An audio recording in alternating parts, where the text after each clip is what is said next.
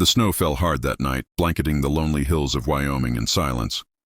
The wind howled like a hungry wolf, rattling the loose boards of a small wooden cabin sitting far away from town. Inside, a flickering lantern lit the weary face of Clara May, a young woman no older than 24.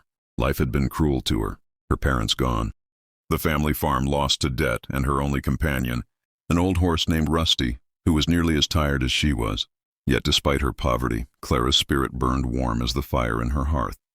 She had no riches, but she had kindness, and sometimes that was worth more. That night, as she mended a torn quilt near the fire, a loud knock startled her. No one came this far into the hills. She hesitated, clutching the lantern, and walked to the door. When she opened it, the wind almost snatched the breath from her lungs. Standing in the storm was a man, tall, rugged snow on his hat and coat, holding a little girl wrapped in a blanket. The man's voice was deep but gentle. "Ma'am," he said, "our wagon broke down a few miles back. My little one's freezing. Could we stay till the storm passes?" Clara's eyes softened immediately. "Of course," she said, stepping aside. "Come in, quick before you freeze to death." The man carried the child inside, his boots thudding heavily on the wooden floor. The little girl looked up at Clara with wide, scared eyes. She couldn't have been older than 7. Clara knelt down and smiled warmly. "Don't worry, sweetheart. You're safe now." She took the child's small hands in hers and rubbed them gently by the fire. The man introduced himself as Luke Carter, a rancher passing through from Montana. He spoke little, but Clara could sense a heaviness behind his calm voice. Something he wasn't saying. His clothes were simple but sturdy. Nothing about him hinted that he was anything more than a working cowboy.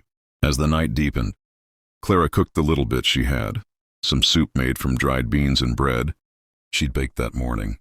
Luke tried to refuse, saying they didn't want to take her food, but Clara insisted. "No one should go hungry in my home," she said firmly. The warmth of her words seemed to melt the frost that had built around his heart. They ate quietly, the fire crackling softly between them. Later, after tucking the little girl into Clara's small bed, Luke sat by the fire watching Clara patch an old coat. "You live alone out here?" he asked quietly. She nodded. "I do. It's hard, but I manage. My daddy used to say, 'You can't starve if your heart's full of hope.'" She smiled faintly, though her eyes carried the weight of loneliness. Luke looked down at his calloused hands, then said softly, "You remind me of someone I used to know." She had that same fire in her eyes. The storm outside raged on, snow piling high against the door. Hours passed. They spoke about life, loss, and the dreams that had slipped away. Clara told him she once wanted to be a schoolteacher, to help kids in the valley learn more than she ever could. Luke listened quietly, admiring her strength. He didn't tell her who he really was, a man who owned thousands of acres, a ranch worth millions. He'd been running from a life of comfort that had cost him his peace. His wife had died 2 winters ago, and he'd left everything behind to find something money couldn't buy. Peace, maybe even purpose. When the fire burned low, Clara brought out an extra blanket. "You and your daughter take the bed tonight. I'll sleep by the fire." Luke started to protest, but she shook her head. "Please," she said. "Your little girl needs it more." The way she said it, so gentle, so sure, left him speechless. He hadn't met anyone like her in years. As she lay down on the floor, wrapped in her old quilt, he looked at her once more before blowing out the lamp. Something stirred inside him, a warmth he hadn't felt since before his world had fallen apart. The next morning, the storm had calmed, and sunlight glistened on the snow like diamonds. Luke and his daughter prepared to leave. He offered her money, a thick roll of cash, but Clara refused. "You needed help, not charity," she said simply. "Just promise you'll get that little one home safe." Luke looked at her, deeply moved. "You have no idea what you've done for us," he said. "You've reminded me what kindness looks like." He tipped his hat. His daughter hugged Clara tightly, and they disappeared down the snowy road. Clara stood in the doorway watching them go, unaware that her small act of kindness would soon change her life forever. Weeks passed. The snow melted, the rivers thawed, and the valley came alive again. Clara's days were filled with quiet work, tending to her garden, patching fences, and doing odd jobs for neighbors. Yet, every now and then, she thought about the cowboy and his little girl.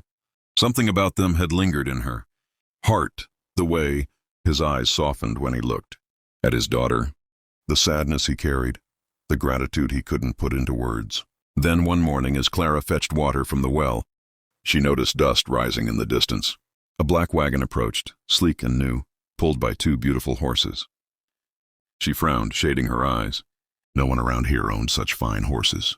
When the wagon stopped in front of her cabin, her breath caught.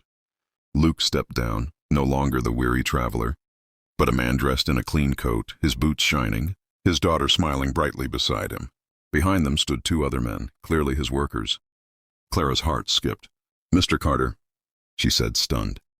"What brings you back?" Luke smiled gently. "I came to keep a promise," he said. "You gave us shelter when no one else would. You asked for nothing in return, and I can't forget that." He reached into his coat and handed her an envelope. Inside were papers, property deeds. "That farm down in the valley," he said softly. "It's yours now. And there's money enough to rebuild this cabin, start your school, whatever dream you still hold." Clara stared at him, unable to speak. "I can't take this," she whispered, tears welling in her eyes. "I didn't help you for reward." Luke shook his head. "This isn't charity, Clara, it's gratitude. You gave me back faith in good people." As he spoke, his daughter ran up to Clara, hugging her waist. "Pa says you're an angel," she giggled. Clara knelt and hugged her back, tears falling freely now. "No, sweetheart," she said softly. "Just someone who believes in helping others." Luke stepped closer, his voice gentle. "You helped me remember who I am. I lost everything that mattered when my wife died. But that night in your cabin, I found something again, hope." Over time, Luke began visiting more often, helping Clara repair the place, bringing supplies, and watching as she started teaching the valley children in her yard. Her little cabin became a place of laughter and light. Rumors spread about the millionaire cowboy who gave away his land to a poor girl. But Clara never cared for stories. All she cared about was the quiet happiness that grew between them, a friendship that slowly turned into love, built on kindness and respect, not wealth or power.